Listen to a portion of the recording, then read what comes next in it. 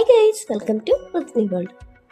വാരണാസിയിൽ വന്നിട്ട് ഇവിടുത്തെ special bang തണ്ടായി കുടിച്ചില്ലെങ്കിൽ ആ യാത്ര പൂർണ്ണമാകില്ല എന്നാണ് ഒരിത്.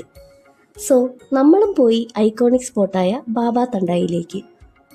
ഡ്രൈ ഫ്രൂട്ട്സ് അരച്ചത്, കുങ്കുമപ്പൂവ്, പാല്, പിന്നെ നമ്മുടെ ആ ഒരു സ്പെഷ്യൽ സാധനവും. ഇതാണ് ബാങ് തണ്ടായിയുടെ റെസിപ്പി. ഇവിടെ ബാങ് തണ്ടായി മാത്രമല്ല കേട്ടോ, നോർമലും കിട്ടും. ഇന്ന് ഞാൻ പറയാൻ പോകുന്നത് സാക്ഷാൽ മഹാദേവനും ഈ സ്പെഷ്യൽ ബാങ് തണ്ടായിയും തമ്മിലുള്ള ആ ഒരു ബന്ധത്തെക്കുറിച്ചാണ്. പുരാണ കഥകളിൽ പറയുന്നത്, പണ്ട് ദേവന്മാരും അസുരന്മാരും കൂടി പാലാഴി മഥനം നടത്തിയപ്പോൾ അതിൽ നിന്ന് ലോകത്തെ ആകെ നശിപ്പിക്കാൻ ശേഷിയുള്ള കാളകൂട വിഷം പുറത്തു വന്നു.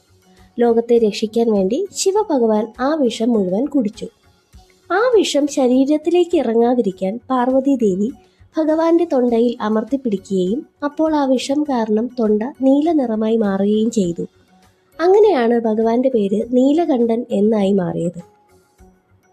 പക്ഷേ ആ വിഷം കാരണം ഭഗവാന്റെ ശരീരത്തിൽ അസഹനീയമായ ചൂടുണ്ടാകുകയും അതിനെ ശമിപ്പിക്കാൻ വേണ്ടി ദേവന്മാർ ബാങ് പ്രസാദമായി നൽകി എന്നുമാണ് വിശ്വാസം.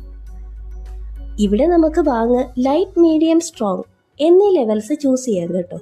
നമ്മൾ എന്തായാലും ലൈറ്റാണ് ട്രൈ ചെയ്തത്. പക്ഷേ ഷോപ്പ് ഓണർ ഇതിരിക്കട്ടെ, ആവശ്യം വരും എന്ന് പറഞ്ഞ് ഒരു ചെറിയ പാക്കറ്റ് കൂടി കയ്യിൽ തന്നു കേട്ടോ.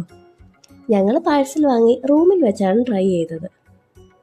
ഇവിടെ വന്ന് ഇത് ട്രൈ ചെയ്യുന്നവർ സ്വന്തം റിസ്കിൽ വേണം ചെയ്യാൻ. ഈ ഒരു വീഡിയോയിലൂടെ ഒരു രീതിയിലും ആരെയും ലഹരി പദാർത്ഥങ്ങൾ ഉപയോഗിക്കാൻ നമ്മൾ പ്രോത്സാഹിപ്പിക്കുന്നില്ല എന്ന് ക്ലിയർ ആക്കട്ടെ. ഞങ്ങൾ റൂമിലെത്തി സംഭവം ട്രൈ ചെയ്തു കേട്ടോ.